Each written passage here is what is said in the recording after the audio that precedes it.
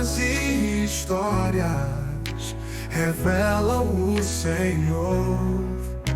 Viagens a Israel, conhecimento e amor.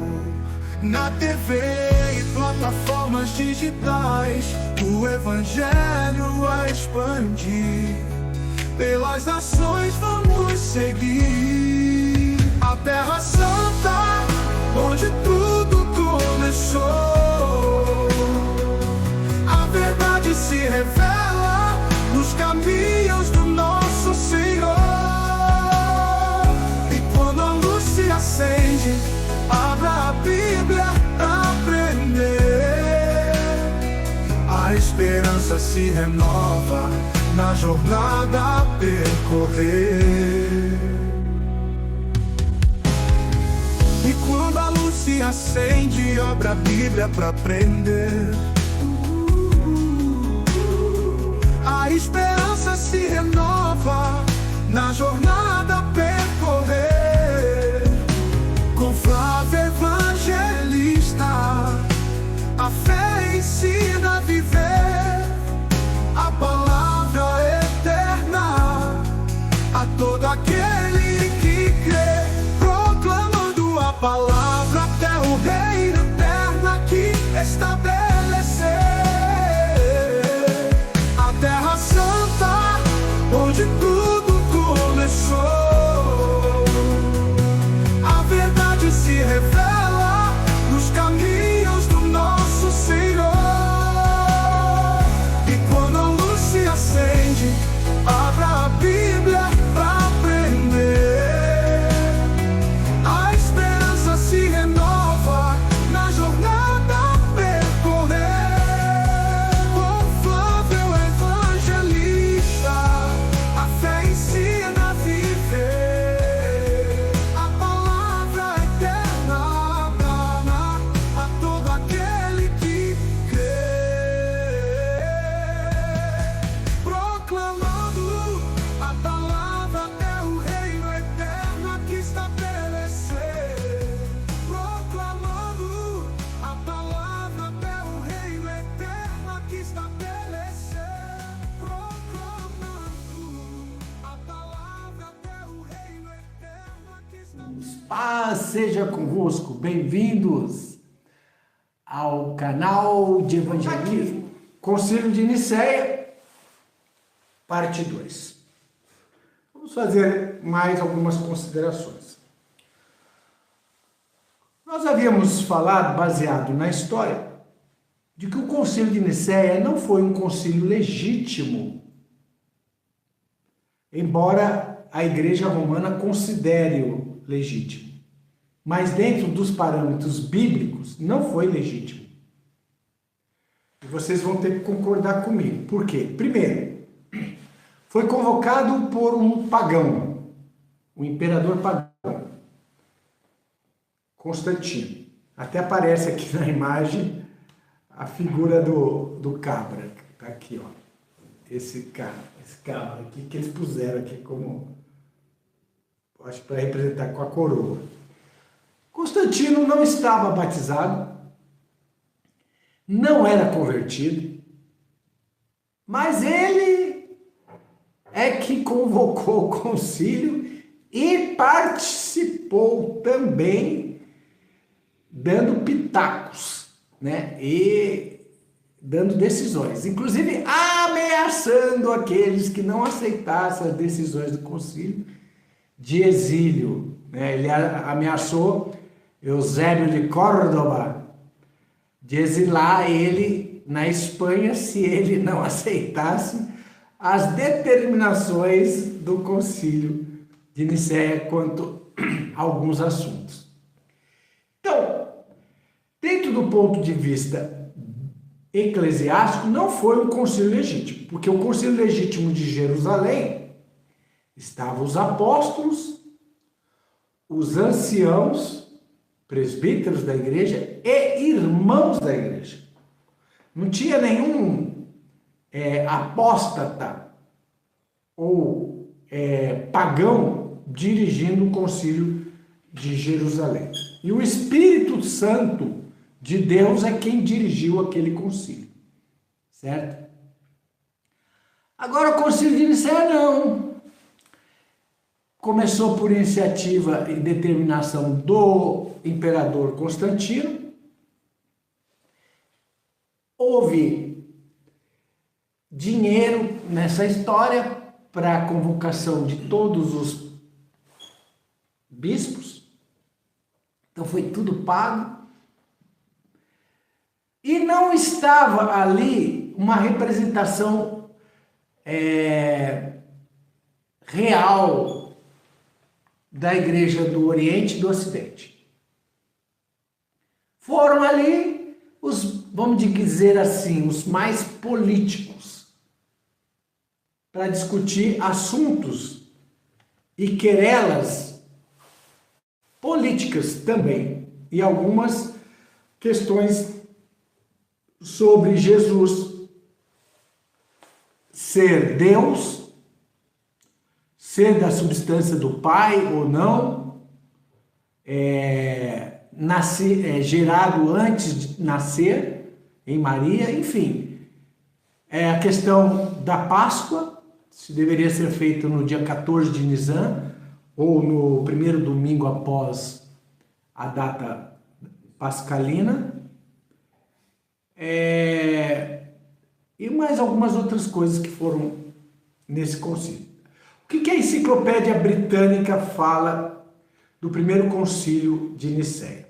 Ela fala o seguinte, ela diz assim, vou pôr a tela aqui para vocês, ok? Primeiro concílio de Nicéia.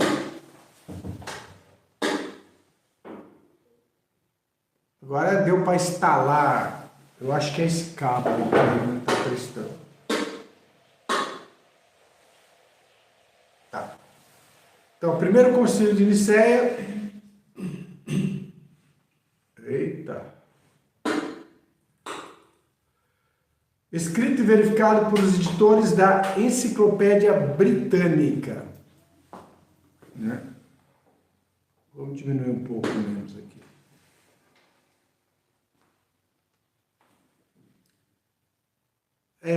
Foi em Iznik, História do Cristianismo Primitivo. O concílio de Nicéia foi o primeiro concílio da história da igreja cristã, que pretendia se dirigir a todo o corpo de crentes. Foi convocado pelo imperador Constantino para resolver a controvérsia do arianismo, Atanásio e Ário, uma doutrina que sustentava que Cristo não era divino, mas um ser criado. O concílio considerou o arianismo uma heresia e consagrou a divindade de Cristo invocando o termo homósios, grego da substância, em uma declaração de fé conhecida como Credo de Nicéia. Está dando algum problema aqui no carro. Espero que passe. Então vocês vejam que o principal assunto foi para discutir se Jesus era homósios ao Pai ou se ele não era homósios. Por muito tempo acreditou-se que o credo niceno era um reflexo direto da doutrina exposta em Nicéia 325. Mas estudos posteriores descobriram que o desenvolvimento do credo foi muito mais complexo. Então, acreditava-se, né, que o credo de Nicéia, que é o credo trinitariano, teria surgido em Nicéia, mas na verdade não. Ele foi surgir décadas e décadas depois de muita discussão após o concílio de Nicéia. Aí teve o concílio de Éfeso, o concílio de Calcedônia, o concílio de Nicéia II, teve o concílio de Constantinopla. Então, só foi definir a questão até da divindade de Jesus, trindade, etc., bem depois. Né? Bem depois. Então, para os trinitarianos de plantão e para os que defendem pré-existência de Jesus, né, que Jesus era pré-existente, saiba-se que a maioria da igreja cristã não tinha consenso sobre trindade e sobre pré-existência de Jesus. Tá? Isso foi se definir só final do século IV para início do século V. E o famoso credo de Atanásio, que é um credo super estranho, né? Ele só foi elaborado no V século e é um pseudo credo de Atanásio. Não foi Atanásio que fez, porque Atanásio fez originalmente em grego e esse credo está em latim e teria sido feito posteriormente a Atanásio. O credo é o seguinte, é credo mesmo, né? Tradução para o português, em latim para o português. Quem quiser salvar-se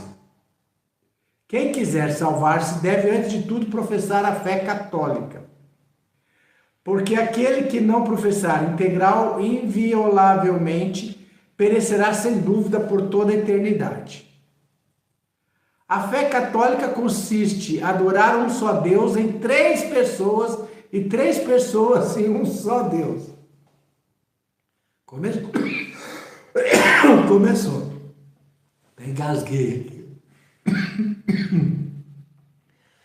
Adorar Deus 3 pessoas e 3 pessoas em um só Deus. Sem confundir as pessoas, sem separar a substância. Porque uma só é a pessoa do Pai, outra do Filho e outra do Espírito Santo. Vou dar até um zoom aqui para vocês verem. São gêmeos siameses? Olha quanta contradição num só credo. Mas uma só é a divindade do Pai, do Filho e do Espírito Santo, igual a glória e coeterna de majestade. Então ele diz que é tudo coeterno, né? O Pai é igual ao Filho, o Espírito Santo é igual ao Filho. Qual como é o Pai, tal é o Filho, tal é o Espírito Santo. O Pai é incriado, o Filho é incriado, o Espírito Santo é incriado. Mas a Bíblia diz que Jesus foi gerado. Como é que pode um negócio desse?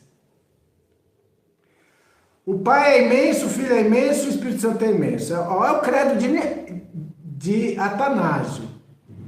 O Pai é eterno, o Filho é eterno, o Espírito Santo é eterno. Contudo, não são 3 eternos, mas só um eterno. Uai! Acabou de dizer que são 3 pessoas, cada pessoa é eterna. Não são 3 eternos, é um só eterno. Ana Borges falou que é o credo da Dilma. O de um mês aqui. Assim como não são 3 incriados, nem 3 imensos, mas um só incriado em um só mesmo. Meu Pai amado. Da mesma maneira, o Pai é onipotente, o Filho é onipotente, o Espírito Santo é onipotente. E contudo, não são 3 onipotentes, mas um só onipotente. Assim o Pai é Deus, o Filho é Deus, o Espírito Santo é Deus. Contudo, não são 3 deuses, mas um só Deus. É complicado. Obrigado, filhota. Tava ruim, agora parece que piorou. Quando acha que está entendendo, ele complica. Quando você pensa que entendeu, desentendeu tudo. Veio e embaralhou tudo. Do mesmo modo, o Pai é Senhor, o Filho é Senhor, o Espírito Santo é Senhor. E contudo, não são 3 senhores, mas um só Senhor. Aí como é que fica Salmo 110? Disse o Senhor ao meu Senhor. Porque, assim como a verdade cristã nos manda confessar que cada uma das pessoas é Deus e Senhor, do mesmo modo a religião católica nos proíbe de dizer que são 3 deuses ou senhores. Quer dizer, disse que é 3, depois disse que não pode dizer que é 3, que é só um. O Pai não foi feito, nem gerado, nem criado por ninguém. O Filho procede do Pai, não foi feito, nem criado, mas gerado. Uai, mas diz que os 3 são incriados, não foram gerados. Agora o Filho foi procedente do Pai e gerado. O Espírito Santo não foi feito, nem criado, nem gerado, mas procede do Pai e do Filho. Não há, pois, senão um só Pai e não 3 pais, um só Filho e não 3 filhos, um só Espírito Santo e não 3 Espíritos Santos. Como é que ficam os 7 Espíritos de Apocalipse? E nesta trindade não há nem mais antigo, nem menos antigo, nem maior, nem menor.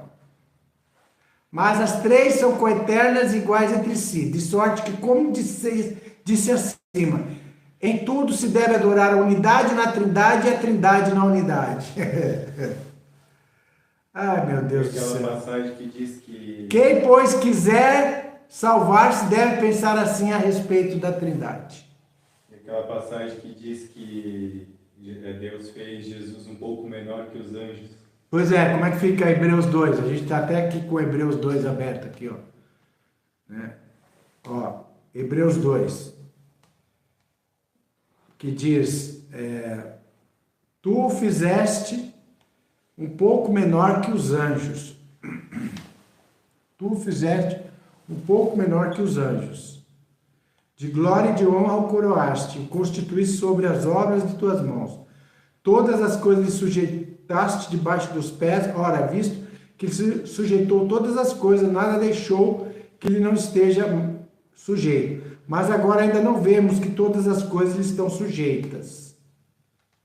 Vemos, porém, coroado de glória e de honra, aquele Jesus que fora feito um pouco menor que os anjos.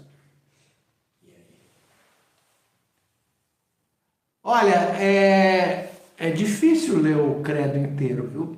Vocês me perdoem. Me perdoem. Mas eles vão sentenciar que quem não acreditar nessas coisas não tem salvação e é herege, vai ser perseguido. Vocês lembram que os apóstolos profetizaram? O próprio Senhor Jesus falou: chegará um tempo que vos matarão cuidando de estar fazendo um serviço para Deus. Então eles matavam qualquer pessoa que não acreditava no dogma da Trindade, acreditando que eles estavam fazendo um serviço para Deus. Vocês estão percebendo o rumo que tomou, né? O rumo que tomou essa heresia trinitariana e da pré-existência. Quem disparou a Trindade? Escuta o que eu estou falando, irmãos. Pode estudar. A gente estuda esse assunto há mais de 30 anos. Quem disparou a Trindade foi a crença da pré-existência. Ao eles conjecturarem que Jesus teria uma pré-existência, começou toda essa coisa de Trindade. Porque daí eles tinham que explicar se Jesus era uma simples criatura, se Jesus era menor ou igual ao Pai. Aí começou. Se Maria era mãe só do Messias ou virou mãe de Deus, porque se o Messias já existia antes de nascer, ela não é mãe do Messias, ela é mãe de um Deus. Aí eles tiveram que levar Maria ao status de mãe de Deus e divinizar Maria também. Vocês estão me entendendo? Eles tiveram que criar também, aprovar a doutrina da imortalidade da alma, porque se Jesus antes de nascer era imortal, ele continuaria imortal. Então eles têm que explicar agora que todos nós também somos imortais, a alma é imortal. Da doutrina da Trindade, todas as outras doutrinas da Igreja Romana Católica derivaram da doutrina da Trindade. a crença da imortalidade da alma, a adoração aos santos, a adoração a Maria como mãe de Deus, tudo consequência da adoção do conceito trinitariano. E do conceito equivocado da pré-existência, né?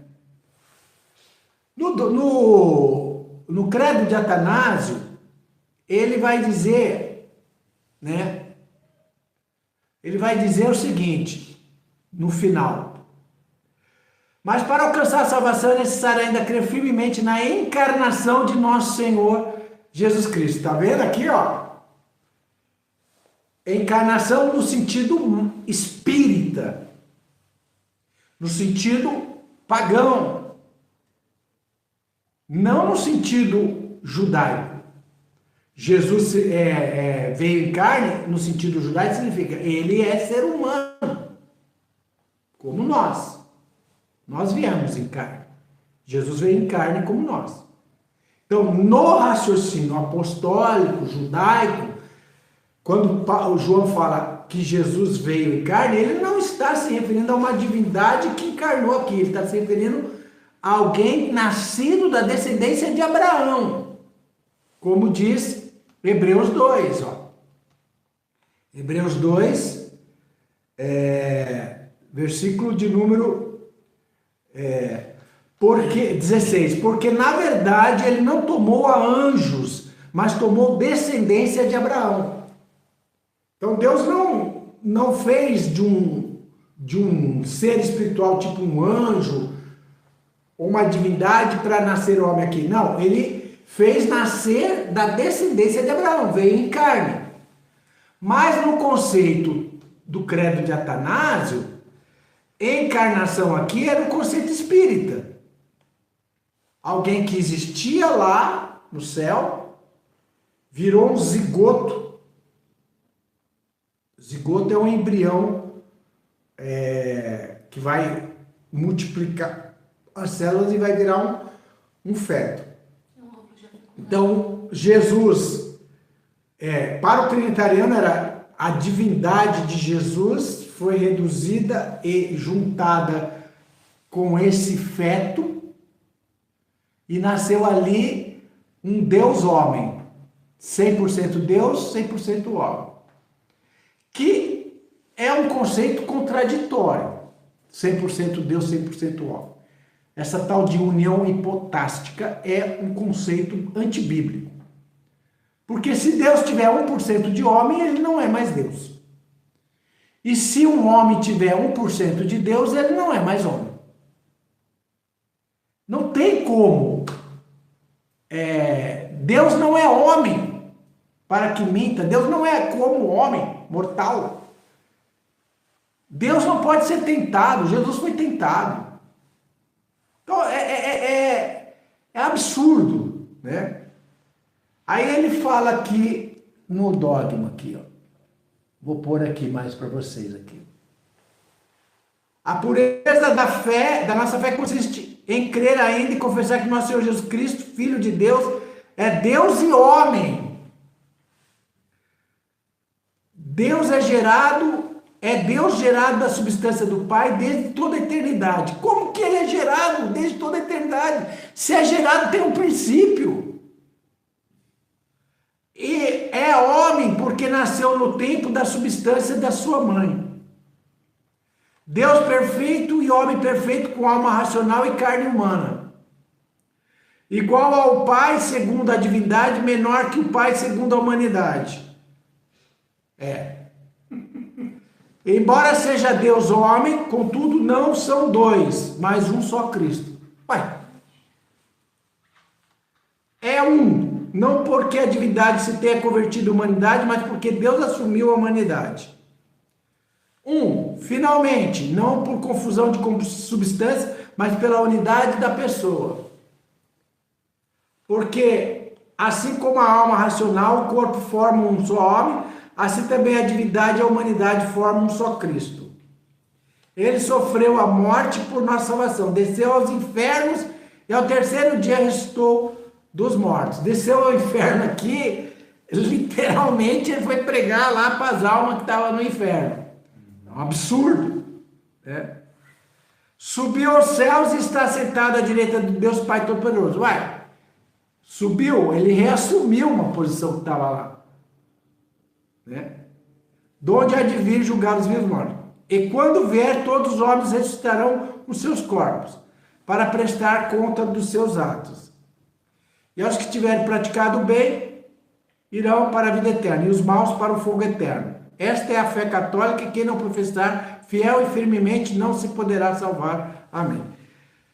Então esse é o famoso pseudo credo de Nicéia. É o pseudo credo de Nicéia, porque é de Atanásio, porque não teria sido o próprio Atanásio que escreveu.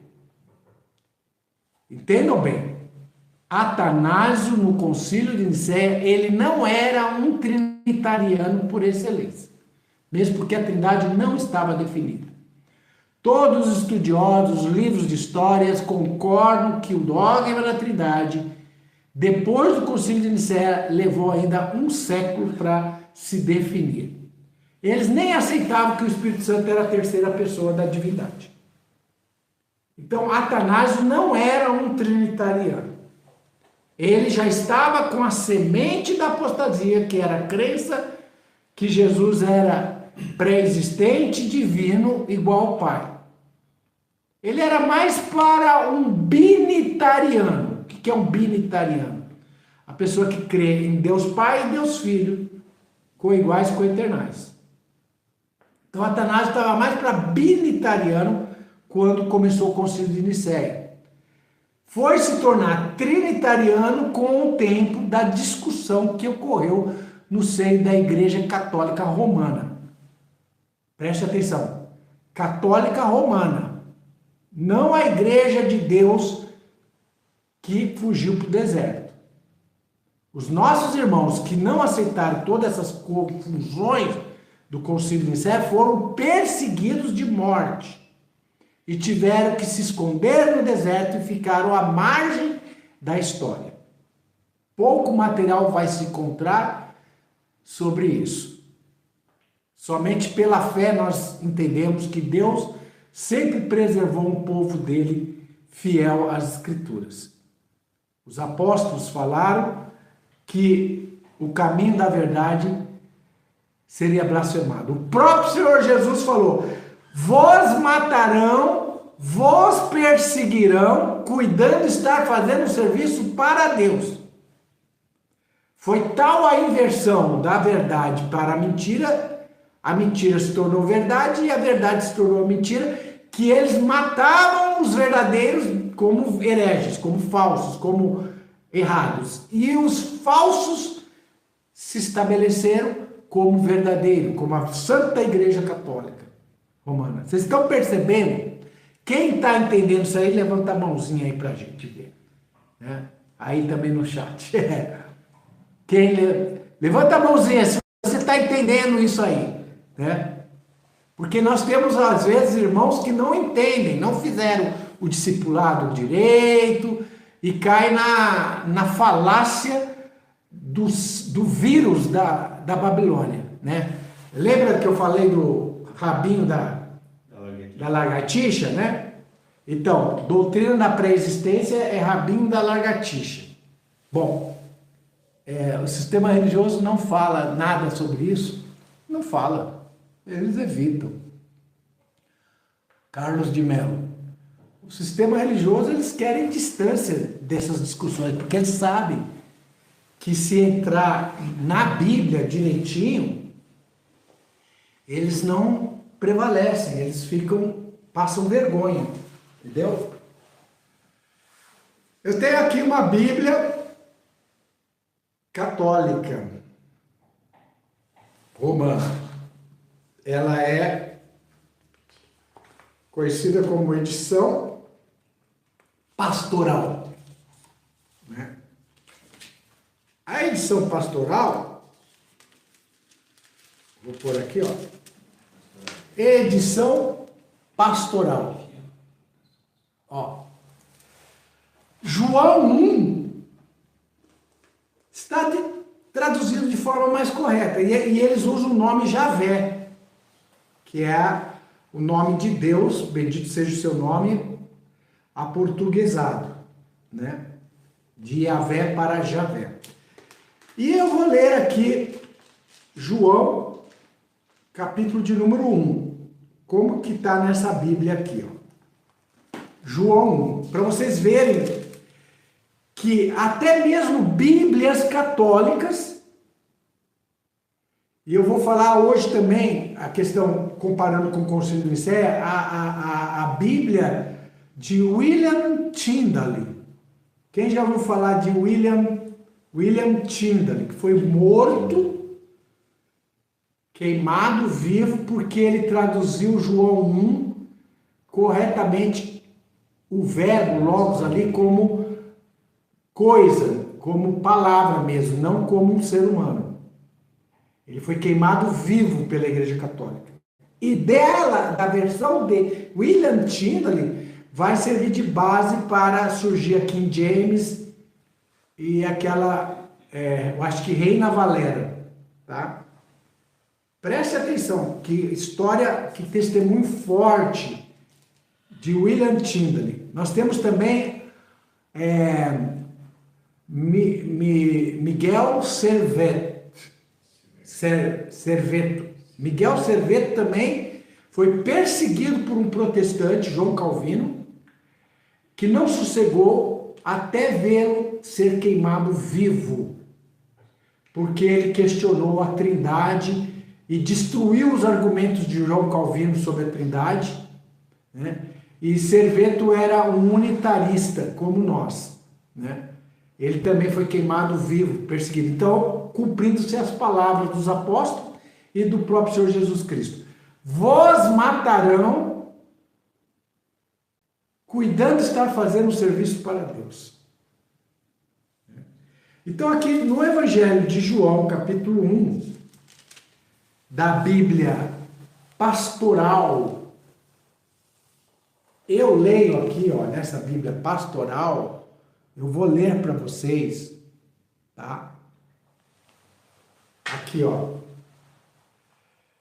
Jesus é a palavra que revela Deus aos homens. É o título deles. Então, Jesus é portador da palavra.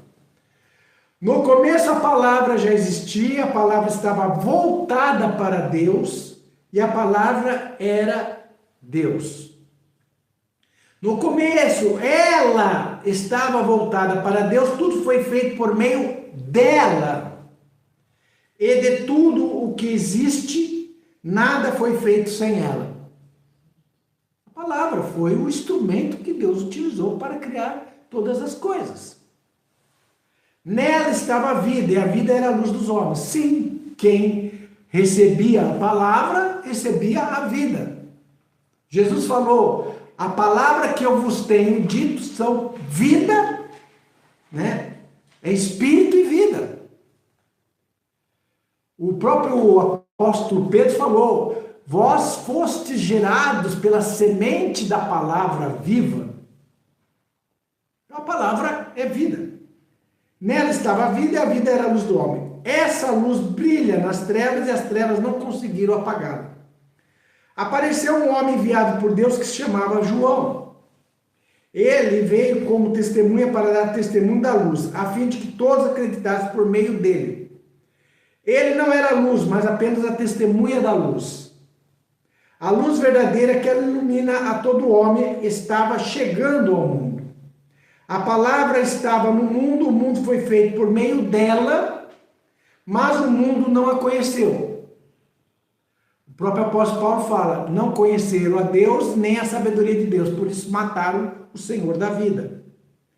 Ela veio para a sua casa, mas os seus não a receberam.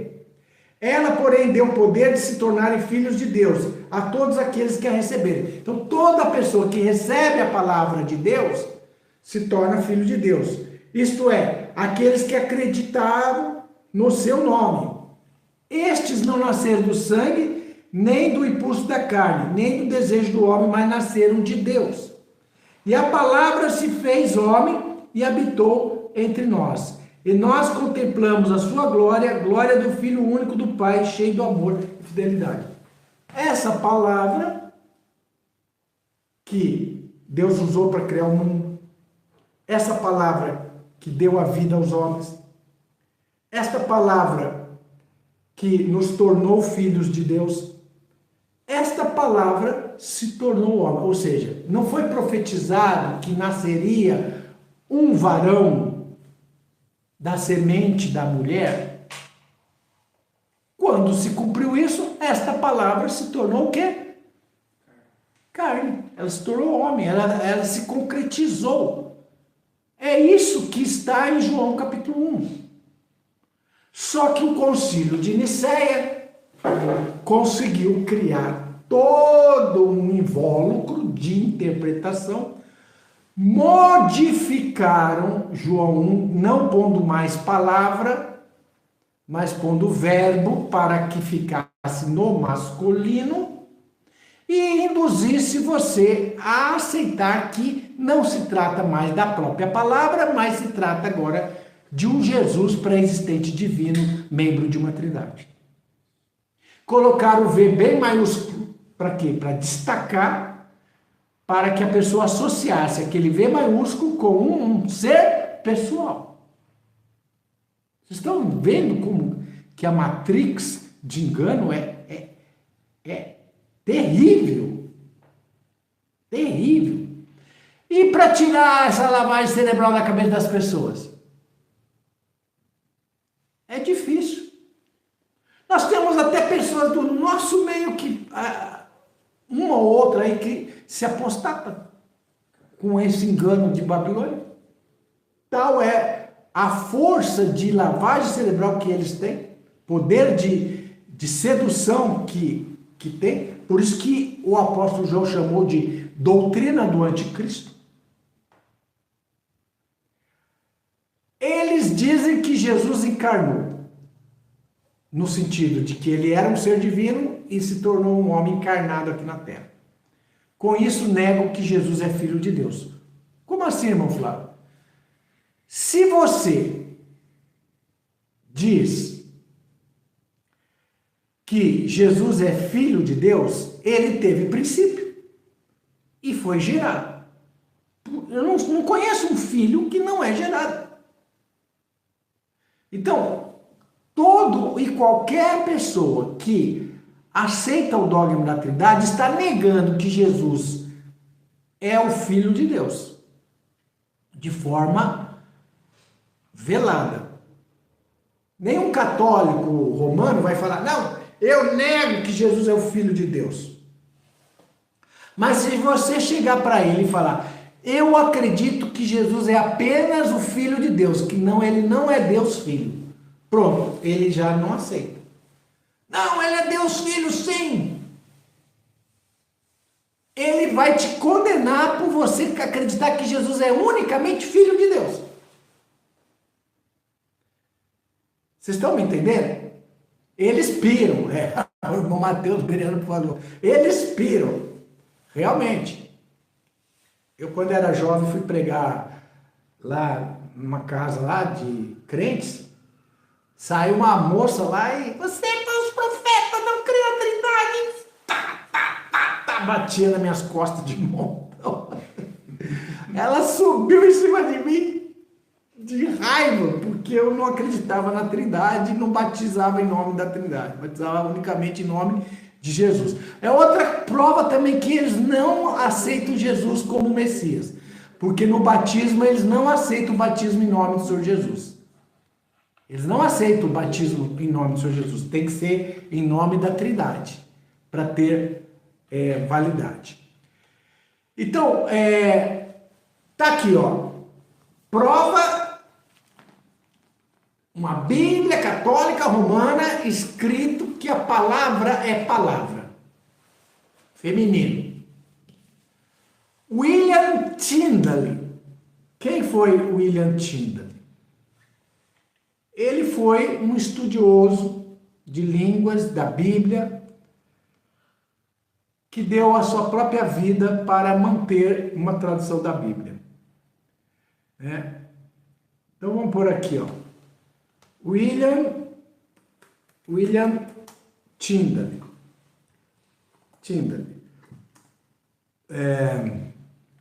João 1. João 1, Tyndale. Então, na Bíblia de Tyndale, vamos ver se eles traduziram certo aqui. João 1, na Bíblia de Tyndale. No começo foi a palavra estava com Deus e a palavra era Deus. A mesma estava no começo com Deus. Todas as coisas foram feitas by it. It é usado para coisas. Essa eu faço questão de mostrar aqui, ó. Então, para quem diz, essa doutrina aí de não crer em pré-existência é herética e tal, só foi criada bem depois. Não. Ó, aqui, ó. Todas as coisas foram feitas by it. Por ela. It se usa para coisas impessoais. Se William tivesse colocado aqui him, né? Ele teria escapado da morte. Por causa desse it. 2 letras. Ó, por causa desse it aqui, eu vou dar um zoom maior ainda para vocês verem. Na Bíblia diz, ó, todas as coisas foram feitas por meio dela. Por causa desse it, ele foi morto, queimado, vivo.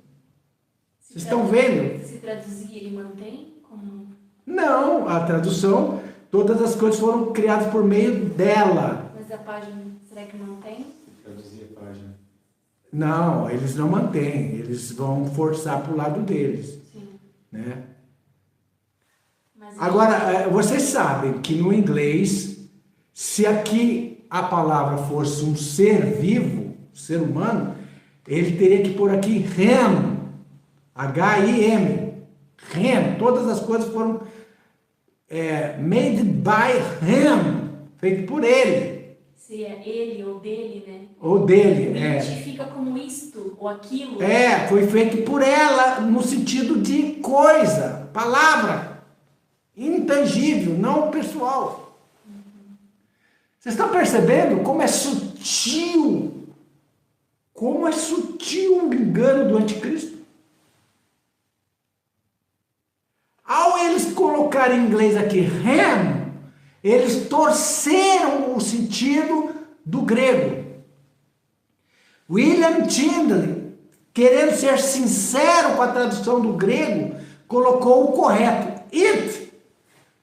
Palavra, palavra, palavra. Isso lhe custou a vida. Ele foi morto, queimado. Tá? Por causa disso aí. E a igreja mandou destruir todas as Bíblias. Não, e mandou capturar. Mas graças que sobrou alguma coisa que alguns conservaram e que virou base também para as versões e a universalização da Bíblia. Então, ele montou uma gráfica na casa dele para fazer isso. Sim. Então vocês percebam como que a doutrina do anticristo ela é sutil. Ela parece que aceita Jesus como filho de Deus, mas no contexto, veladamente, ela nega Jesus como filho de Deus. Ela nega Jesus como Messias, porque o Messias da Bíblia é um ser humano apenas. Não qualquer ser humano, mas um ser humano perfeito, segundo Adão. Mas é ser humano, varão. A partir do momento que atribui a ele divindade ou pré-existência, negou a messianidade de Jesus. Por isso que esse assunto é muito sensível. Por isso que esse assunto é importante. Tem gente que fala, isso não tem importância, irmão Flávio. Saber se Jesus existia ou não existia, isso aí não tem valor nenhum. Isso é a diferença entre a doutrina de Deus e a doutrina do anticristo. Por isso que eles, quando dogmatizaram a Trindade, falaram: quem não acreditar na Trindade vai se perder, vai para o fogo, é herege. Porque foi a tática do inimigo: acuse-os daquilo que tu és. Eles eram os verdadeiros heréticos. Eles eram os verdadeiros deturpadores da doutrina apostólica. E estavam colocando os seguidores da doutrina apostólica como heréticos deturpadores. E eles como santos. E hoje, quando a gente fala sobre esse assunto, dá o maior celeuma. Dá o maior celeuma. Porque o Satanás sabe que esse assunto é a obra-prima que ele mudou tudo. Ele conseguiu fazer o sistema religioso negar Jesus como Messias, negar Jesus como Filho de Deus, de forma velada, achando que estão aceitando Jesus como Deus, como Filho. É terrível. E ainda fazem mal contra a verdade, persegue quem está falando a verdade, achando que está fazendo um serviço para Deus. Deus nos livrou da boca da serpente, irmãos. Por isso te damos graças ao Pai, por ter nos tirado de tão terrível engano que é este negócio de trindade, pré-existência. E pasme. Pasme o que eu vou dizer agora. A igreja de Deus está infiltrada da doutrina do anticristo. Não o nosso grupo, porque a gente, pela graça de Deus, nós temos enxergado a verdade, cremos que Jesus é o Filho de Deus, é o Messias nascido e gerado pelo Espírito Santo em Maria, conforme o primeiro credo, o credo apostólico. Esse é o original. Esse fala realmente do correto. Mas dentro das ramificações da Igreja de Deus, Ogide, Unide e outras mais, eles aceitam o dogma do anticristo, que Jesus pré-existia. E nos taxam como heréticos.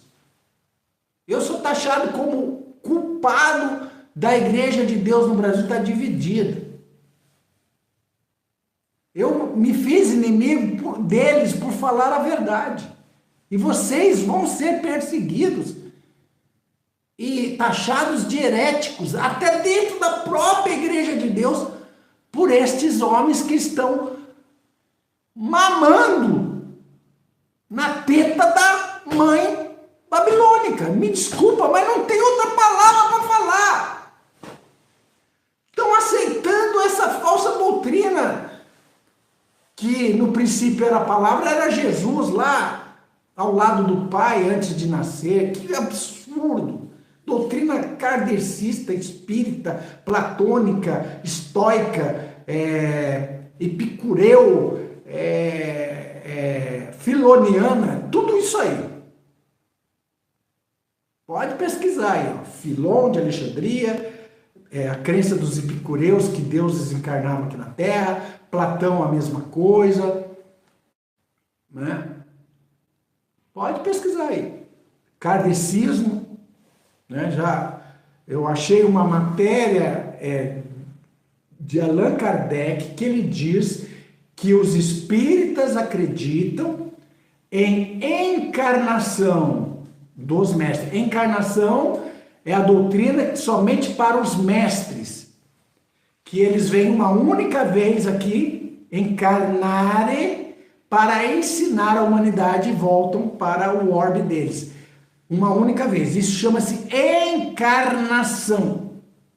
É exatamente a crença de quem acredita que Jesus já existia como homem, ou como sei lá o que lá no céu, e encarnou aqui na Terra, como Deus, como anjo. A Bíblia deveria falar da criação de Jesus lá no céu. Quando fala da criação, fala em Maria. Sim, mas eles falam que Provérbios 8, a sabedoria que estava com Deus, que era sua aluna, seria Jesus, né? Aí a gente pergunta, quem que era a inteligência que estava sentada na mesa junto com a sabedoria? Se a sabedoria era Jesus, a inteligência era quem? Tinha outros? Ali é uma linguagem de figura, a gente sabe, é uma prosopopeia, é uma linguagem poética para tentar explicar o que é a sabedoria. Não tem nada a ver com pré-existência de Jesus, mas eles fazem isso para poder induzir as pessoas ao erro. A doutrina espírita ensina que Jesus era um ser desenvolvido, Que encarnou aqui. E... Exatamente, o Espiritismo ensina que Jesus era o ser mais desenvolvido do mundo lá, espiritual, e que veio encarnar aqui para ensinar a humanidade. Assim como o Buda, como outros mestres que eles dizem que foram encarnados aqui uma única vez. Porque o pessoal critica muito. Você fica acusando que nós estamos crendo em doutrina espírita. O espiritismo é só a reencarnação. Aí tira o corpo fora, sabe? Não, nossa doutrina não é espírita, porque nós não acreditamos em reencarnação. Eu estou mostrando pelo próprio site do espiritismo que eles ensinam encarnação também. Não é uma doutrina cristã. Encarnação de um ser se tornar alguém aqui na Terra. É doutrina espírita, é doutrina pagã. Mas essa de William Tyndale é matadora. Esse it, 2 letrinhas aqui, definiu a verdade. A palavra de João, capítulo 1, não é um ser humano, ou um ser espiritual, ou uma divindade. É a palavra mesmo. Deus utilizou a sua palavra, o hálito da sua boca, lá em Salmos 33, ó. Salmos 33. Salmos 33. É isso aqui. Isso é Bíblia. Vamos dar um zoom aqui. Ó, Salmos 33. Ó. Pela palavra do Senhor foram feitos os céus e todo o exército deles pelo Espírito da sua boca. Tem versão que fala pelo hálito da sua boca. Ruach, né? Vamos ver outras versões aqui, ó. Vamos comparar aqui. Vamos ver aqui na versão internacional. Como é que tá? Ó. Pois a palavra mediante a palavra do Senhor foram feitos os céus e os corpos celestes pelo sopro da sua boca. Vento, hálito. Pela mesma palavra, Jesus foi feito. Pela mesma palavra, Deus gerou Jesus, o Espírito Santo descerá sobre ti, né? Será chamado Filho de Deus. Não que ele era já Filho de Deus vindo lá do céu para encarnar a moda kardecista no ventre de Maria. Não, ele foi gerado em Maria. Ali é a origem dele.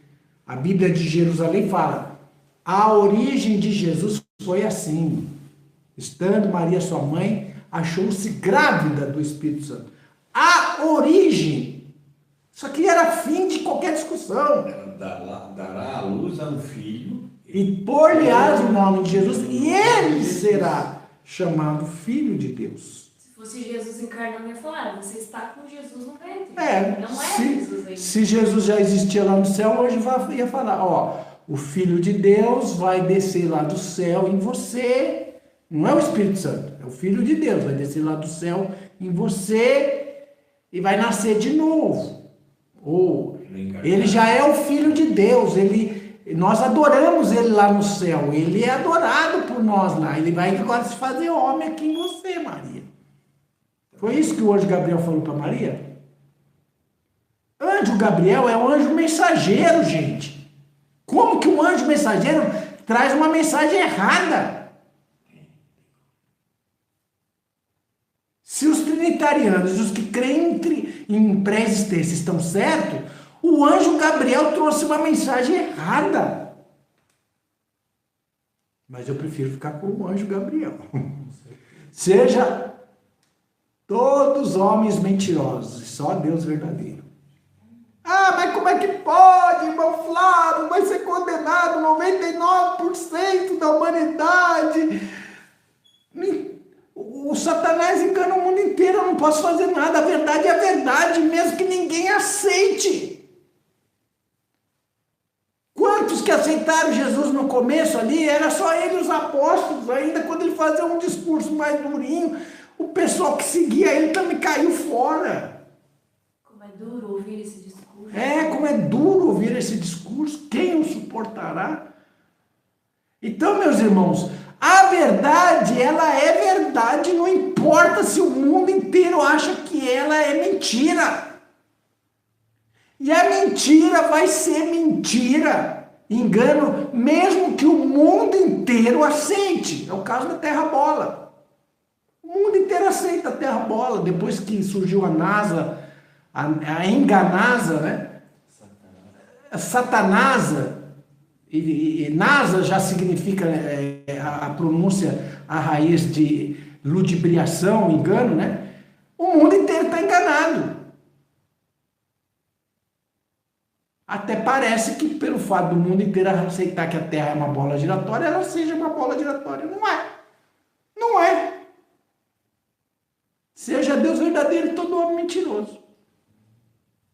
Vocês estão entendendo a gravidade desse assunto, a profundidade? Porque se você não entender esse assunto, você não entende quem é Jesus Cristo. Você não sabe quem é o plano de salvação, segundo Adão, que Deus enviou através de uma mulher, a semente da mulher, para poder resgatar a humanidade. Era necessário ser unicamente homem. Se ele era uma divindade lá no céu, quando Satanás foi tentar ir lá no deserto, então tu estás aqui, vieste lá do céu, agora para cá, em formato de homem, Foi isso que Satanás falou para Jesus lá no deserto? Não, se tu és o Filho de Deus, porque ele sabia que o Messias era alguém como Adão. Ele acreditava que podia... Jesus. Satanás foi lá tentar Jesus porque ele acreditava que poderia derrubá-lo, como ele derrubou Adão. Tanto que ele falou: se tu prostrado me adorares, eu te darei a glória desses reinos, porque a mim me foi entregue. Quem que entregou para ele? Adão. Adão, ao pecar, deu legitimidade para o diabo assumir o poder de tudo. Abriu o portal, escancarou as portas para Satanás reinar. O segundo Adão, ele vai fechar essa porta para Satanás e abrir a porta da reconciliação, da salvação, da restauração, da recriação da humanidade. Se você não entende este plano, você não entende quem é Jesus. Se você achar que Jesus era um ser pré-existente, você não está sabendo quem é o Messias da Bíblia. Simples assim. Duro feito de diamante no coração de quem teima contra a verdade. Os romanos criaram um novo Messias. Né? Não, criaram um novo Messias, criaram um Messias Deus. E não um Messias judeu. Tiraram, mascararam a humanidade dele com uma desculpa de união hipotástica, confundiram, criaram um culto idólatra que viola a lei de Deus, né? Não terás outros deuses diante de mim. Fizeram uma lambança e então aí você vê como que um credo como esse de Atanásio, alguém que conhece a Bíblia, leu a Bíblia, estudou a Bíblia, pode aceitar um negócio tão esdrúxulo, tão antibíblico como esse. Mas aceitam. E são os teólogos que estão aí nos púlpitos como pastores e exemplo de conhecimento, liderando o sistema religioso. Então nós estamos vivendo o alfa e o ômega da apostasia. O alfa foi lá no Concílio de Nicéia, os primeiros padres lá, cheios de influência filosófica, né?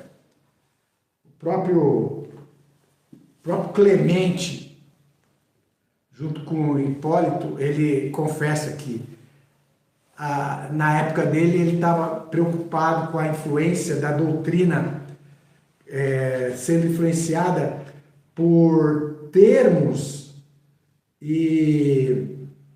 nós temos os subprodutos também da Trindade, que é triteísmo e tetraditas e monofisitismo. Tudo é derivado da Trindade, né? Aqui, então, já havia uma preocupação, né? A filosofia interferindo na revelação, né? Página 274, vamos ver aqui, ó. Livro de História da Igreja, tá? Católica Romana, 274. Então, vejam vocês como o Concílio de Nicéia, ele trouxe para dentro da Igreja Romana um monte de termos filosóficos e até mesmo de empréstimo, filosofias pagãs, como a própria doutrina, né?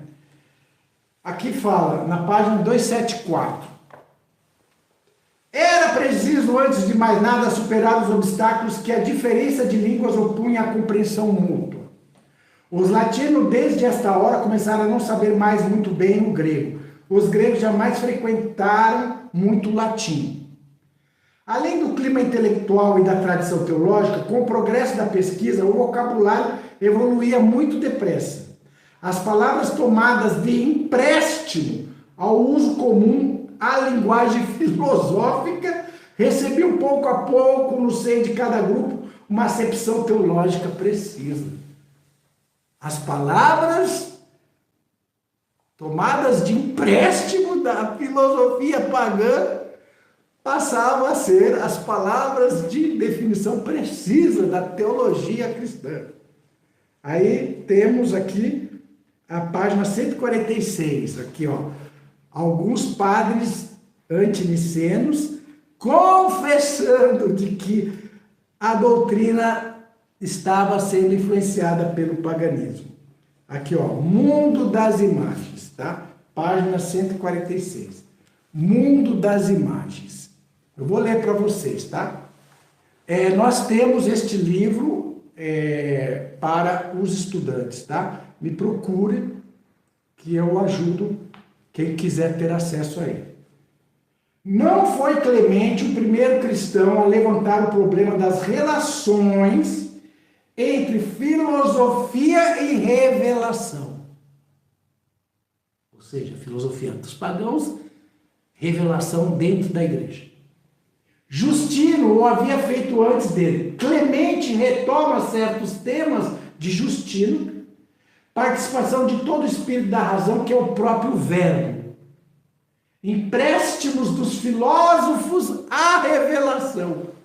Olha!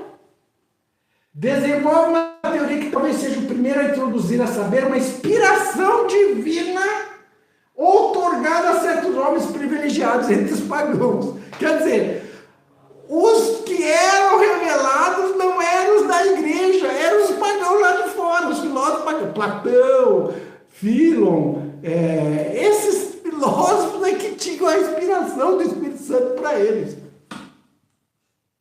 A comparação retorna nas diversas vezes em Clemente. Existe uma preparação evangélica no mundo pagão.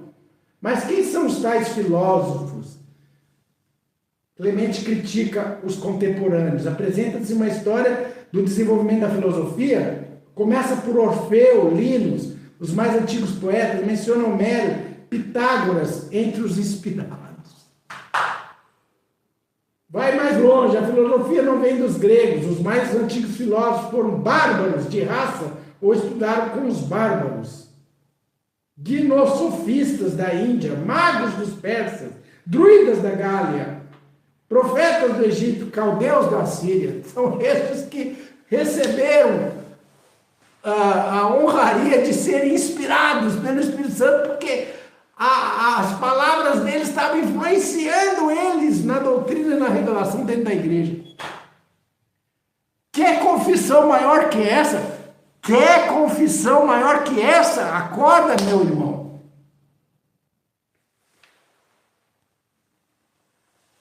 Nós estamos aí para ter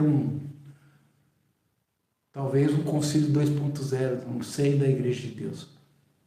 Diz que no concílio 1.0 faltou pouco para eles se pegarem nos tapas lá e foi coisa feia, viu? Foi coisa feia. E durou um bom tempo, foram várias reuniões, não foi uma reunião. Foram dezenas de reuniões. É claro que agora, um concílio 2.0, ele vai ocorrer talvez no plano virtual, no grupo de discussões, WhatsApp, debates, né? Mas vocês vejam como esse assunto é recorrente, como ele é explosivo, por quê? Porque trata-se do centro do entendimento do Evangelho, Jesus Cristo, homem. Há um só Deus e há um só mediador entre Deus e os homens, Jesus Cristo, homem. 1 Timóteo 2:5. Pois é, irmãos, dá para ir longe ainda. A gente poderia falar do concílio de Éfeso, do concílio de Calcedônia, do concílio de Constantinopla, as brigaiadas entre nestorianos e trinitarianos, entre não dá nem para falar a palavra, dá cãibra na língua, monofisistas, eu acho que é isso. Homósios, eles brigaram 40 anos, se era homósios com 2 O, ou se era só homósios com 1 O. 40 anos brigando, se era com 2 O ou com 1 O, a palavra filosófica de homósios. Vocês estão me entendendo como é que foi feia a coisa? E hoje existem os idólatras dos padres antinicenos, né? Que eles, eu creio na Trindade porque os padres antinicenos eram trinitarianos, por isso eu creio na Trindade, como se isso fosse uma grande coisa, né? Eles são aqueles que os apóstolos falaram, que deturparão o caminho da verdade, negarão o Senhor que o resgatou da cruz, transformando a verdade em mentira e a mentira em verdade, blasfemando contra o caminho da verdade. É esses aí. Está na cara. É aquela história, né? A arte do sábio é complicar o que é simples, né? Simples assim. Jesus é o segundo Adão, homem, nascido em Maria. Maria é mãe do Messias. Não tem nada disso de Maria, mãe de Deus, não tem nada disso de pré-existência e encarnação, não tem nada que Jesus é Deus Filho, dicotomia, união hipotástica, homósios, trias, trinitas, que mais? Né? Pericorese. Pericorese. Tem mais essa aí. O irmão Osnei me trouxe essa palavra nova aí. Quando eu conheci o irmão Osnei, pericorese. Eu falei, o que é isso? Pericorese é uma palavra que define as 3 danças do Pai, Filho e Espírito Santo. Os 3 são um ao mesmo tempo, são 3. É um perigorese, né? Meu Deus do céu, quanta gente enganada. Errais não conhecendo as Escrituras e nem o poder de Deus. Tem um amigo que está na dúvida sobre a pré-existência e ele acha que esse versículo puxa para o lado da pré-existência. Seria Qual? Lucas 10:18, que diz que Jesus via Satanás caindo do céu como um relâmpago. Não, Jesus era um profeta. Jesus era um profeta. E quando ele viu essa visão, eu vejo Satanás caindo do céu, ele estava vendo no mundo profético, porque a queda de Satanás só se deu com a vitória de Jesus na cruz. Isso você pode constatar em Apocalipse 12. É chegada a hora, a vitória, nem mais se achou lugar do diabo nos céus. Ele foi expulso. Miguel e seus anjos pelejaram contra Satanás. Quando que foi essa vitória? Quando Jesus tirou de Satanás o poder da morte, vencendo-o na cruz. Então Jesus, com um olhar profético, ele via Satanás caindo como um raio sobre a terra. Ah, mas o verbo está no passado. O profeta fala o verbo no passado de um acontecimento no futuro. Salmos 22, o salmista fala: me furaram os pés, me rodearam como cães, sortearam as minhas túnicas. Está tudo um verbo no passado. E ele estava falando de um evento que aconteceria com o Messias há 1000 anos depois. Então as coisas espirituais comparam-se com as coisas espirituais. Então eu não posso usar um versículo apenas isolado para criar uma filosofia, uma doutrina. Nós temos que usar todo o contexto das Escrituras. O que a Escritura explica sobre o plano de salvação, sobre Jesus Cristo? Romanos capítulo 5, Hebreus capítulo 2, Hebreus capítulo 4, Hebreus capítulo 5 e 6. Jesus é sumo sacerdote da geração de Davi, da geração de Abraão, homem entre homens, feito menor que os anjos, para a salvação. Eu tenho que usar o contexto da Bíblia. Deus criou os céus e a terra tudo sozinho. São dezenas de passagens, dezenas, onde Deus fala: eu fiz tudo sozinho. Ninguém comigo, não há outro além de mim. Eu criei, sozinho. Como Jesus poderia ser um Deus e ser menor que os anjos? Pois é, como é que Jesus poderia ser Deus lá no céu e ser feito menor que os anjos? Ah, mas foi só quando ele veio aqui para a terra. Mas então os anjos lá no céu adoravam Jesus antes de ele vir? Cadê isso? Se em Hebreus diz que Deus só deu a ordem para os anjos adorarem Jesus quando ele ascendeu aos céus e a ele o adorem. Meu Deus, é muita contradição essas doutrinas de trindade, pré-existência contra a Bíblia, contra o contexto da Bíblia. Ah, mas tem um versículo aqui de Paulo que dá a entender. Paulo escreveu com a sua sabedoria a pontos difíceis de entender. Se a pessoa for indouta, incapacitada, vai torcer toda a Bíblia para tentar achar uma nova explicação. Pedro falou: tome cuidado. Paulo escreveu com sabedoria de Deus. Você não pode usar passagens de Paulo para confrontar contra passagens do Antigo Testamento, colocando tudo em contradição. Você tem que entender de acordo com o contexto. Então, quando Paulo fala que Jesus é o primogênito da criação, primogênito no sentido de primazia, ele é o primeiro da nova criação. É esse o contexto de Paulo. É só comparar com Efésios capítulo 1. Quando Paulo fala, sendo em forma de Deus, não teve por usurpação ser igual a Deus, ele está falando da vida de Jesus, do ministério de Jesus, que ele foi humilde, que ele tinha uma forma representativa de Deus. Tinha. Ele era portador dos oráculos divinos. O próprio Moisés foi chamado de Deus lá em Êxodo. Moisés, tu és Deus sobre a casa de Faraó.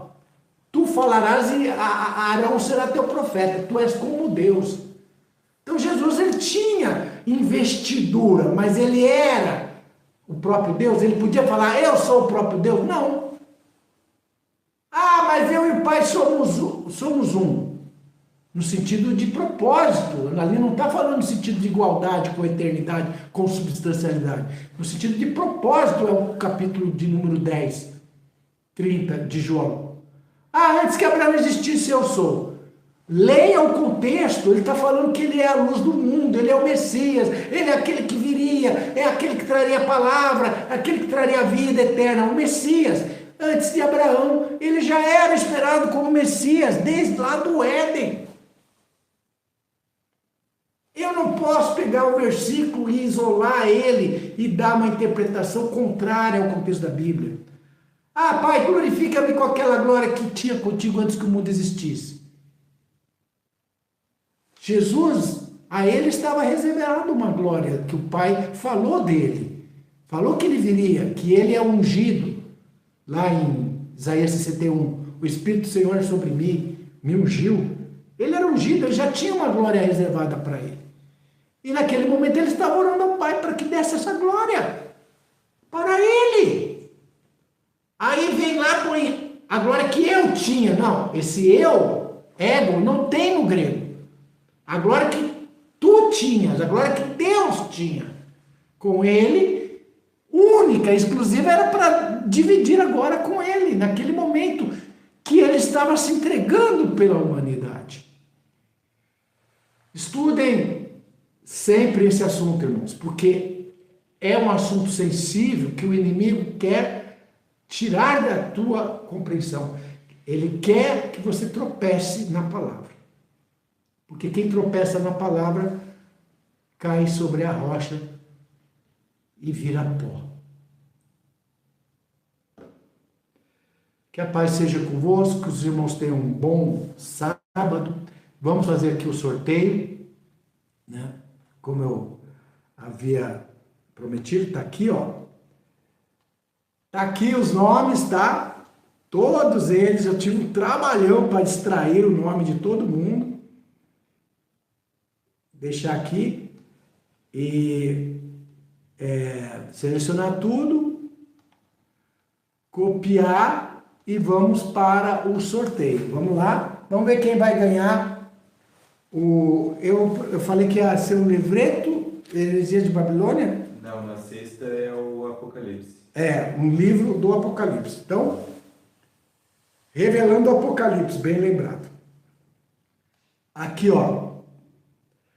Valendo um revelando o Apocalipse. Sorteio de nomes. Tem mais de 200 nomes ali, viu?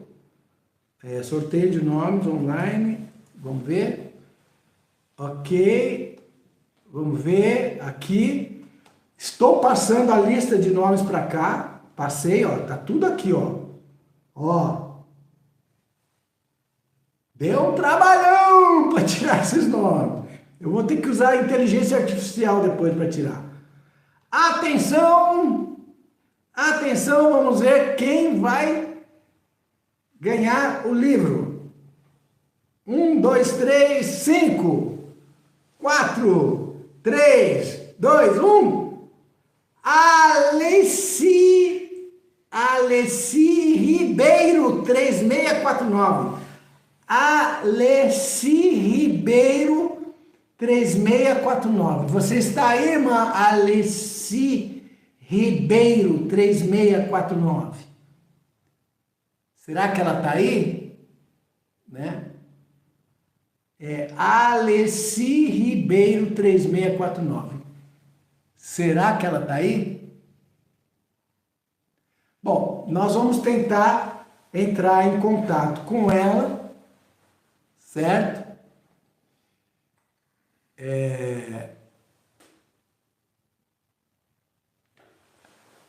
O que está acontecendo aqui? Só chamas, me bloquear, apenas argumentei, não fui desrespeitoso com ninguém.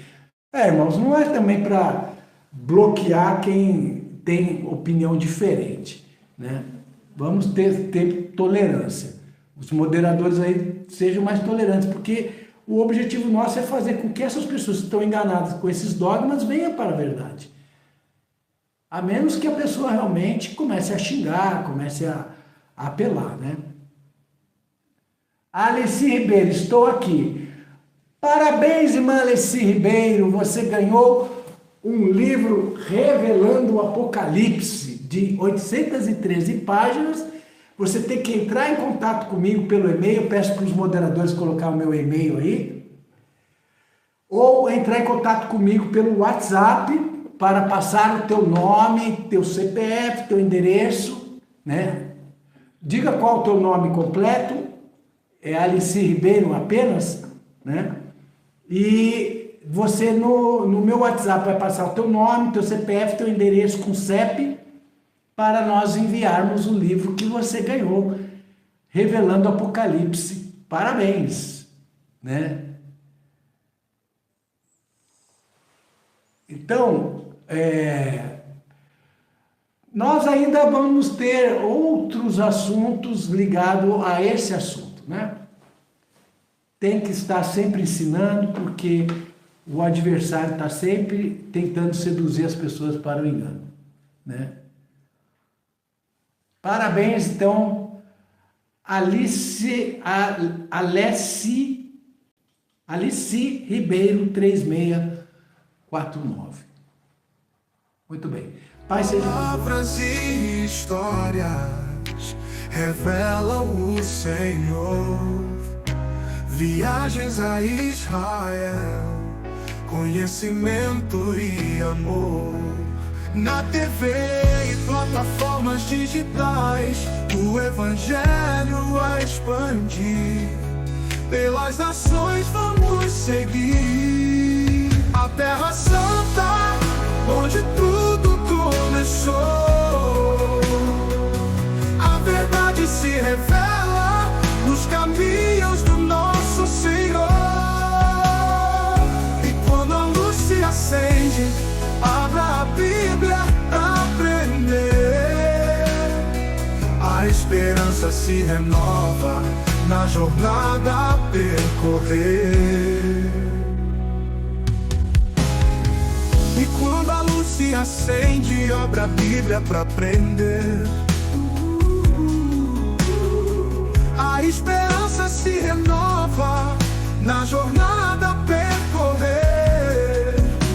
Com Flávio Evangelista, a fé ensina a viver a palavra eterna a todo aquele que crê, proclamando a palavra.